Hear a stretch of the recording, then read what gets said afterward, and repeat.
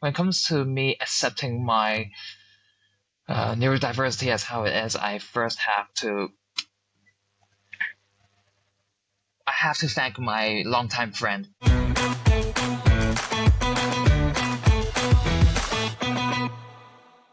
Hi, my name's Jordan, and welcome to Stories and Scrubs, a space that validates the medical student experience, facilitates thoughtful reflection, and encourages the development of emotional intelligence. Whether you're a medical student, a doctor, or neither of those things, thank you for listening to our very first episode. So, as I said, my name's Jordan. I'm a final year medical student at Imperial, and I'm currently an engagement officer for MindHealth for medical students. MindHealth for medical students is a UK-based charity that aims to promote and protect the mental health and well-being of medical students. Their primary goal is to empower, equip, and engage students to proactively improve their mental health and self-care. They do this by providing resources, support, education, and by working with medical schools to address the stigma surrounding mental health and create a culture of support. Each episode, I'll be joined by a medical student or doctor who will reflect on an important moment in their medical journey. We'll then explore their story and try to draw meaning from it, hopefully to guide or validate others with similar experiences. This time, I speak to Sam, a third-year medical student, about autism and the impact of being diagnosed later in life. I hope you enjoy. So, hi, thanks for coming on Stories and Scrubs. Would you like to introduce yourself? Oh, sure thing. So my name is Sam. I am a medical student who has just finished second year. I still stay in Hong Kong, which is where I'm from. I have a particular passion for the culture here in Hong Kong, and honestly, I just love it so much. It's just literally cyberpunk to me, from the food to the history itself. I also dabble a bit in violin in the past, and I also work on a small game mod I'm still very passionate about, and that's pretty much it. Okay, that's great. And what story would you like to share? Well, I would say I would like to talk about how I found out about my neurodiversity, my search for it before medical school, trying to get through the very first hurdles of applying for medical school as an international applicant, and then what I also had to deal with during med school itself.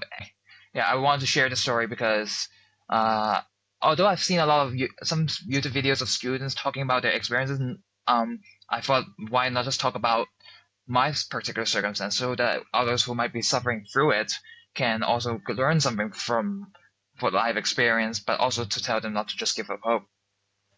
So, when it comes to my reflections, going back in when I was in medical school, I was pretty much at a low point, partly from the struggles of study, but I would say more so came from how I perceived myself, how I had this sort of clash of whether or not I have an identity I can stick up for myself. Really, I was wondering whether or not I was special, whether I was abnormal or just completely ordinary. That kind of played a role into how I perceive myself across with others who are excelling a lot more in academically. So a bit of the imposter syndrome came, but also I did not even know about my um, autism that yet. I've been trying to figure it out. Even before applying, I started noticing my struggles when I was in about sixth form while studying abroad. I actually studied abroad like when I was around 18, just to raise my chances of getting into medical school itself. Coming from a place like Hong Kong of China, which a lot of Chinese cultural backgrounds and also beliefs are very rooted in such a bustling city, and pretty much nobody has much time to care about emotions. Not that everyone does not care about emotions. It's just I just find it really hard to accept certain things while making sure I meet up my parents' expectations, making sure I keep up the high level of professionalism that I've set out for myself, and just trying not to overburden myself with some particular traits that I've learned from my parents, such as perfectionism that I might have exercised a bit too much, and the self-loathing, the catastrophization that happened to me a lot. It then led to a particular incident, and I was just really at a low point. But then something happened. I thought about my younger brothers, who I care about very deeply, and a longtime friend who also dealt with similar issues. I actually first met him when I was literally repeating my year 12 at another school in York. We actually went through a lot of struggles and helped each other a lot. So their faces kind of reminded me I still have something to focus on, and that's when I started to just let my soul really, to just release the inner emotions I've been bottling up. And thanks to the support team back in the university, I was able to make some progress on my emotional state. Right now, I'm just working my way back up by fulfilling a few particular requirements while keeping up with studies, trying to look after myself, really. Thanks for sharing all of that. As someone who's also autistic, I did relate to quite a lot of it. I just wanted to ask, you talked about some of the struggles that you had. Do you think autism made anything more difficult? Um, that was an interesting question. Um, I suppose the med school itself is by default challenging, and especially for some students who are more in Asian cultures, I would say it's pretty much applies to everyone. By signing up to med school, where no matter what conditions you have, you are in a way to expected just to uphold the professionalism, ensure you excel at academics, and because the world needs a lot of doctors every day. People can either suffer or unfortunately pass away from particular conditions, diseases, and we are pretty much they're training people to be medical professionals to be on the front lines and help people more in need. Given the particular circumstances today and just around society, really,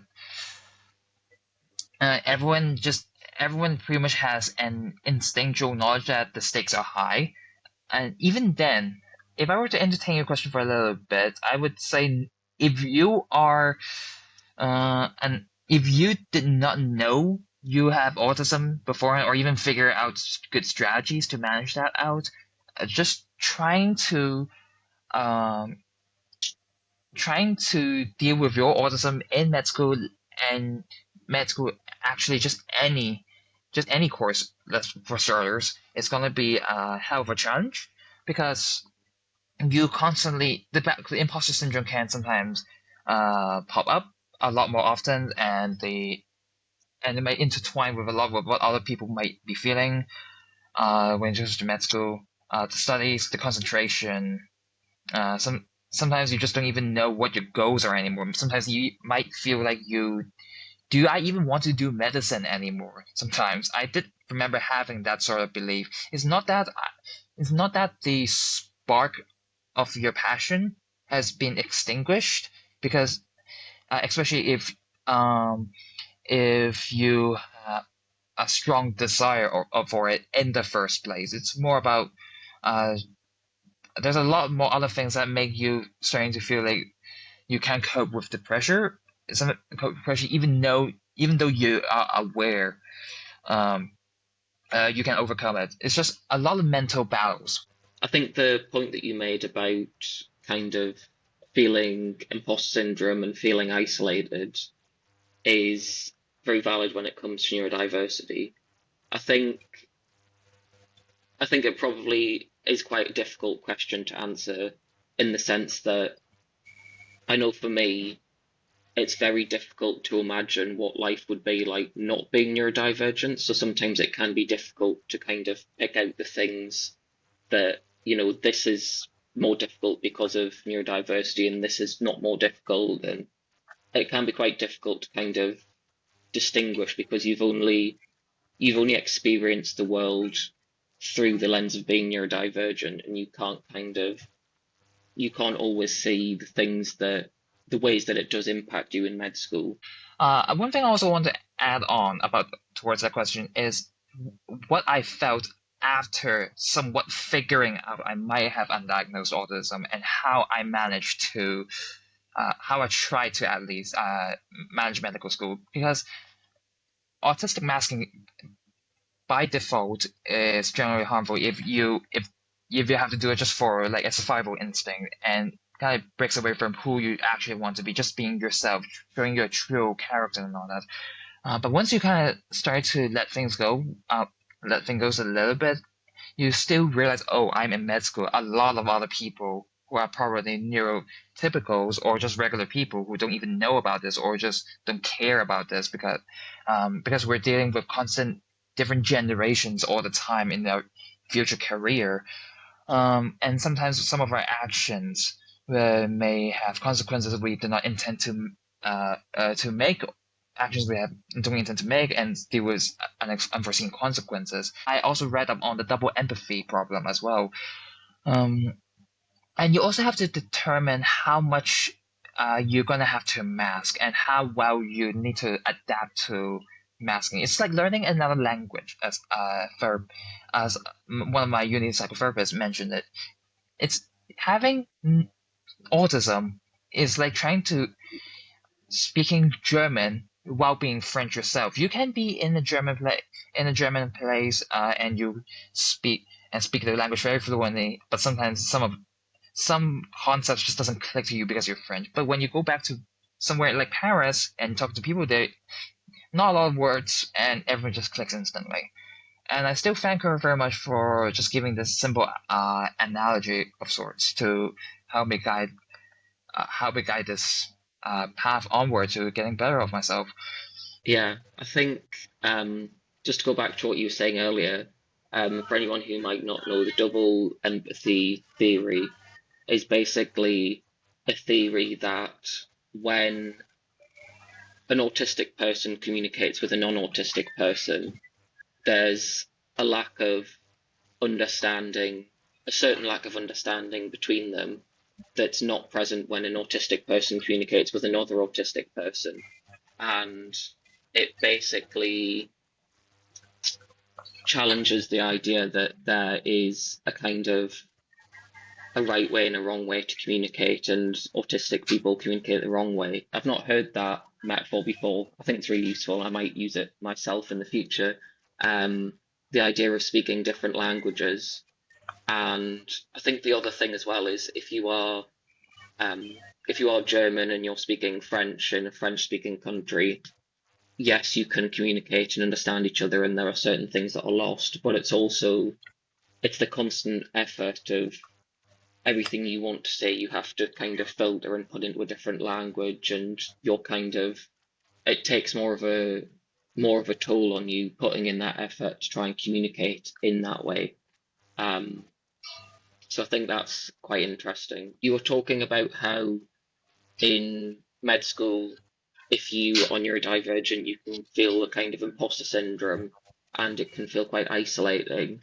Um, I think that is definitely true to an extent, but I think one of the things that I also found from my experiences was that actually going into medical school, there's more, and going to university in general, there's more people who have similar experiences than there were before you went to university. So I actually found a lot more people who were neurodivergent once I got to medical school. And I think I think like you, I always knew that there was something different and I didn't quite fit in with other people and the way that I worked was just slightly different. And I think coming to medical school and first of all, getting a diagnosis was quite validating, but then also meeting other people who thought in a similar way to me was validating, but it also it made me feel more like I'd found my place in society, and how it made me feel less isolated because I knew that there was a group that I kind of belonged to. I'm not sure what your thoughts are on that. I guess I might have to contest that a little bit based on my experiences because I'm hyper aware. I don't connect with a lot of individuals here, and they're already in their own friendship circles. Um, I try to get involved in the groups a bit more often, trying to mask myself a little bit just to get really involved in them. And it's Yeah. difficult. It feels a bit forced, and they already have their own groups to work with, and which have formed very strong friends, and are pretty much let's you could say I missed the opportunity to establish strong connections while in freshers fair because I was mostly alone by myself. I don't really talk to others as much. A lot of the people in my cohort at that time were very extroverted. Even some of the ambivert ones are can hang out along pretty well, but I just mostly kept to myself. Maybe it's just being introverted and all that, and that kind of also played with one of the initial diagnosis a little bit. But when it comes to me accepting my neurodiversity as how it is, I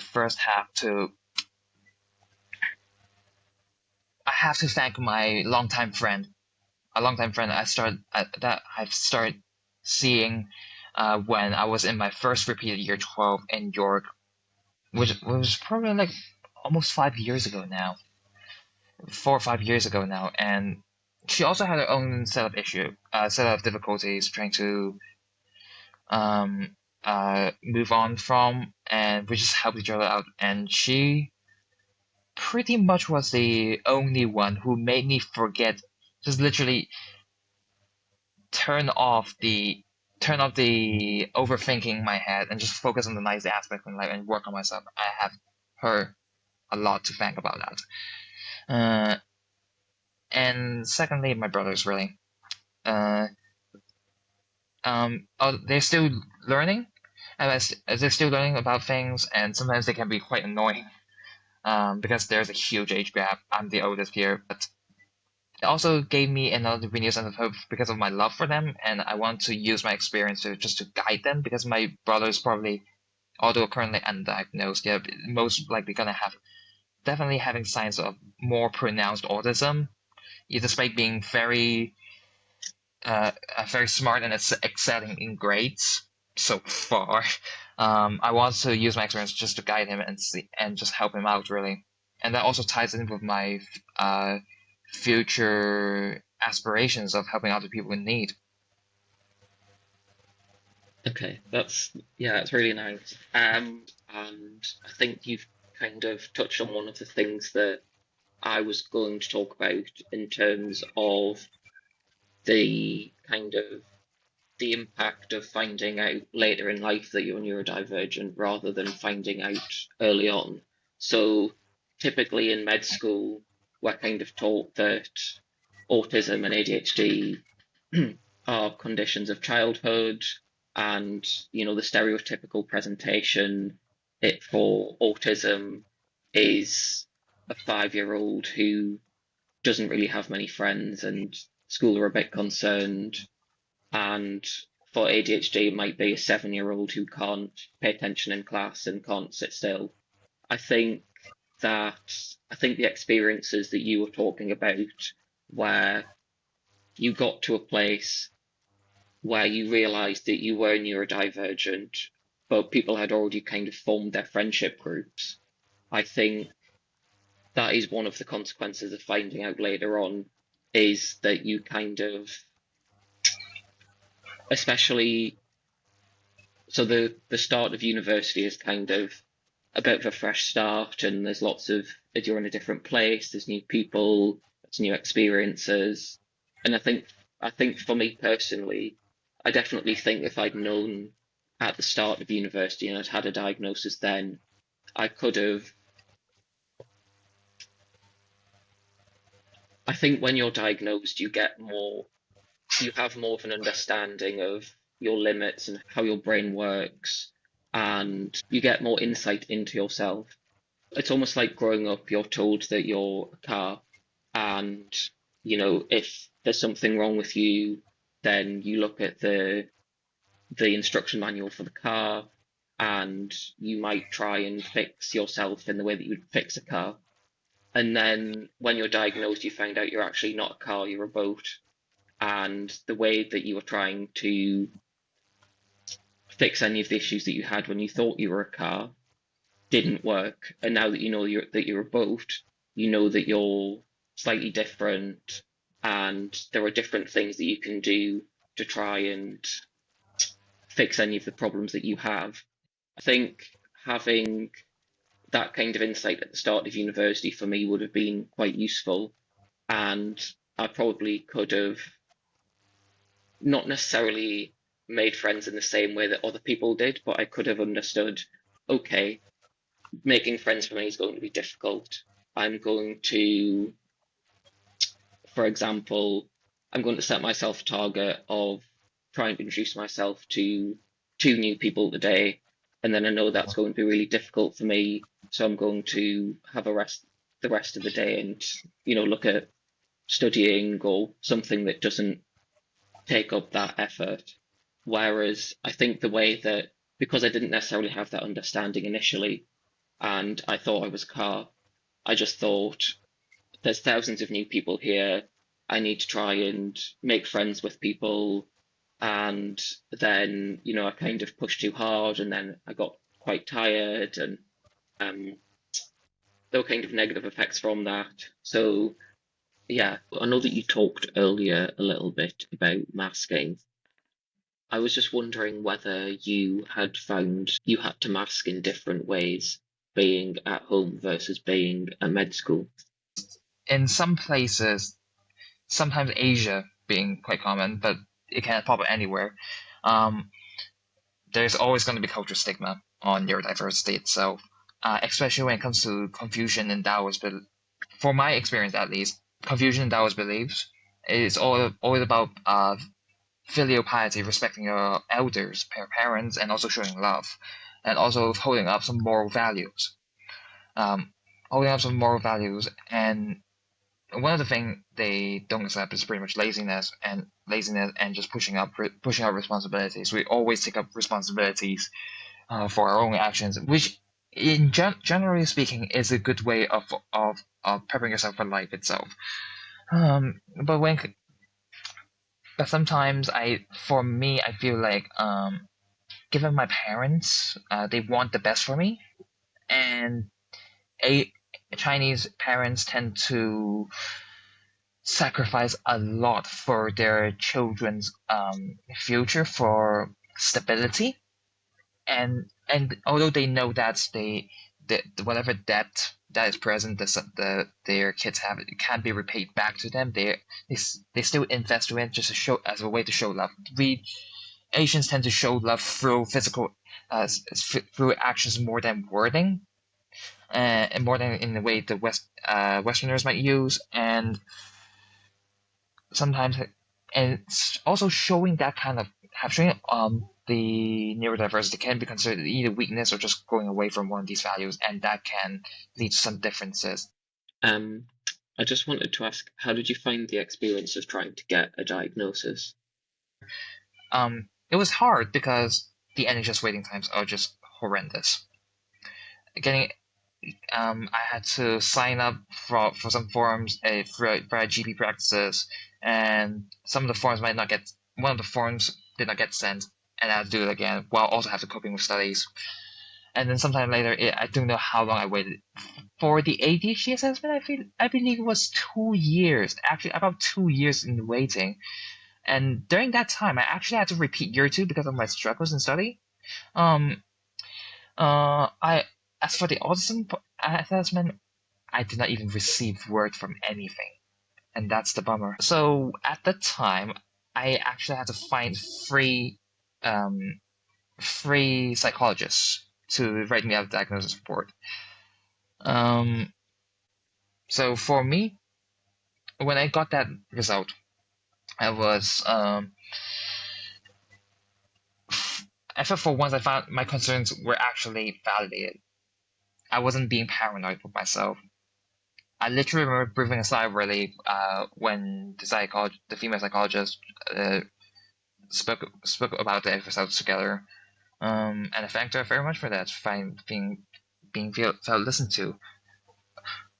And then sometime after that, I had to submit the diagnosis report, a few other things to the university, to just show them what's been going on lately, and what recommendations they could give me just to help me get back to med school. But it was during that process, because of my parents,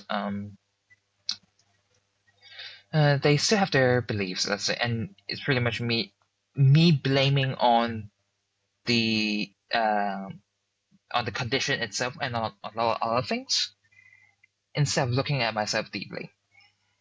And that's where a lot of my past self guilt comes up from. Everything can only be I can only look inward into myself and critically think about what I have done wrong, how I can do myself better. This has to be done in moderation. And I suppose before my diagnosis, I've learned to do that all the time in a way that is overwhelming me. Yeah, so I think what you were saying about how you can only look inwards and try and reflect on what's going on is very valid. Um, there's something called alexithymia, which is common, especially in people who are autistic, where it can be difficult to even work out how you're feeling. And just to go back to the analogy that I used earlier about being a boat rather than a car, it's not that you're a particular type of boat and everyone's the same boat, and you can just go online and look up the blueprints and work out exactly how it works and how to fix everything. It's like it's like you're a boat that there's no kind of blueprints for, and the only way you can work out how it works is to kind of poke it and look at it and try and say, oh, this bit connects to this bit, and as you say, to look inwards and try and work out what it is that's going on. Speaking about the alexithymia, I actually I definitely remember when I was ending towards the end of first year, I did try to see a consultant psychiatrist within the UK. And I was definitely having bouts of depression and anxiety that was still going on. This consultant psychologist definitely recognized that. But when it comes to the science of neurodiversity, I suppose things were a bit muddled because of the alexithymia. So when you were talking about your diagnosis and you said it took a while to get the diagnosis, you had to go between different people.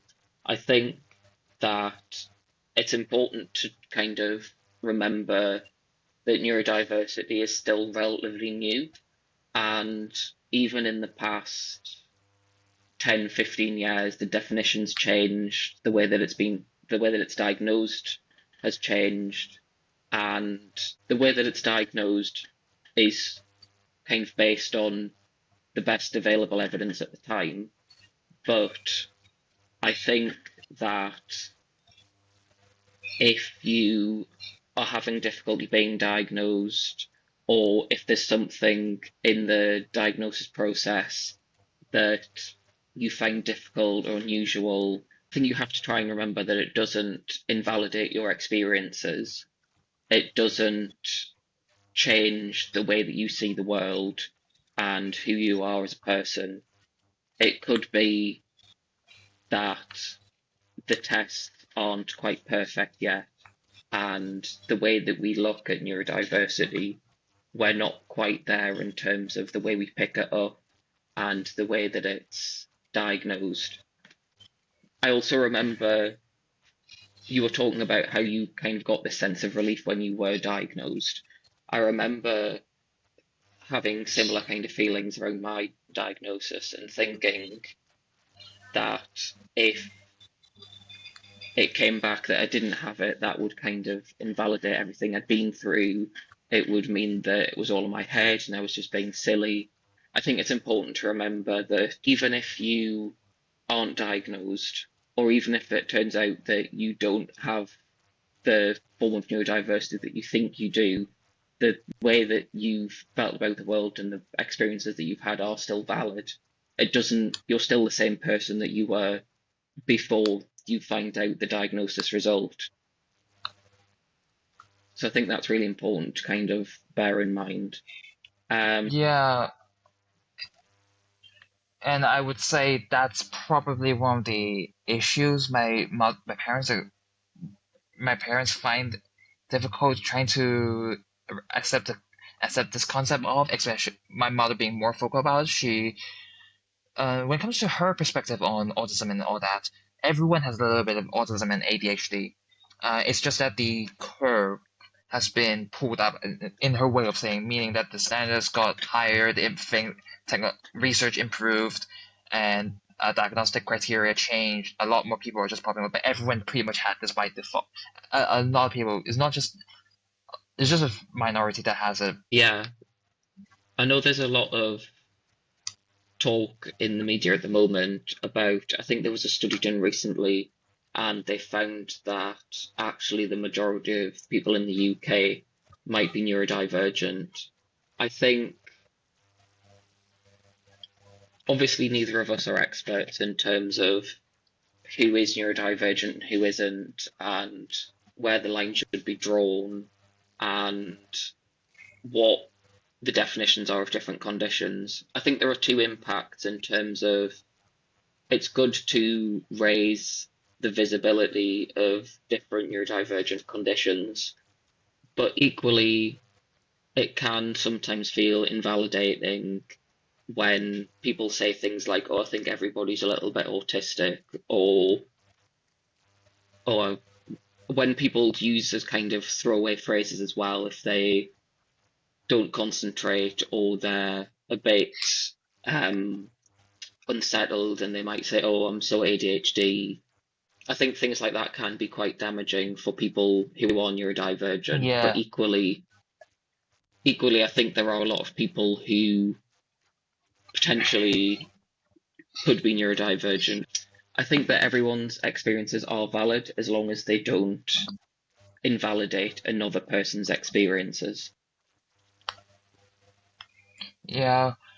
Well, I suppose just to end up the episode, I have a few words, personally, just to for my past self, but pretty much to anyone who might still be struggling in med school right now. I more so if they're experiencing something like similar to my circumstances, but pretty much anyone who has been through depression and anxiety, and I feel a lot more other things. Sometimes I like to quote things from certain video games I played and some video game references. Um, when sometimes life likes to hurl you a lot of lemons. If you can't make lemonade, throw them back at the house. Anyone who has played Portal, throw them back at Life's house. That's what Cave Johnson from Portal 2 used to say. But um, sometimes you just have to find a way to either digest them better, or sometimes trying to adapt to it as a way. And there's many people who will help you with that. When I was depressed, I remember making a statement, a bit poetic, I would say, that kind of reflects a bit about how funny life is. No end in sight for a man like me, but where to set my weary soul to rest and make home to lay down my burden. Sounds very depressing, as is at the time, but I still stick with that quote. Why? I want to continue being resilient. I want to be there for my friend and also to show what I am capable of, what I can achieve, and also what I can do to help others who might be struggling with similar issues. And just, if you want to speak up, just tell your story. Everyone has a story to tell, and in my personal opinion, none should be left untold. I think that's a great message to end on, and I really appreciate you coming on to share your story. Thank you. I hope you guys enjoyed Sam's story as much as I did. Please subscribe to our channels on Spotify and YouTube, Stories and Scrubs, and follow us on Instagram at storiesandscrubs.podcast to hear about upcoming episodes, and check out the description of this episode to find out how to share your story. Thanks for listening.